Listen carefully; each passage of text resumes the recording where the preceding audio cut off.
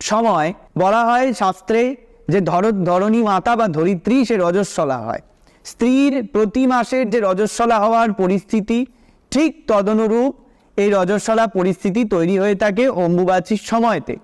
এবং এই অম্বুবাচীর সময়তে রজস্বলা পরিস্থিতি এই সময় বলা হয়, তাই ধরণী বা ধরিত্রী আমাদের সনাতন তথা হিন্দু শাস্ত্রে প্রকৃতিকে দেবী রূপে কল্পনা করা হয়েছে। ঠিক তাই বলা হয় যে এই সময় দেবীর অম্বুবাচী অর্থাৎ রজস্বলা হওয়ার সময়। এবং এই সময় দেখবেন যে এর আগে রথযাত্রা বা এর মধ্যে রথযাত্রা থাকে। এই যে রথযাত্রা দেবীর ষোড়শ যাত্রার মধ্যে একটা অন্যতম যাত্রা, অম্বুবাচীকেও তাই দেবীর এই যাত্রাগুলির মধ্যে অন্যতম একটি যাত্রা রূপে ধরা হয়ে থাকে।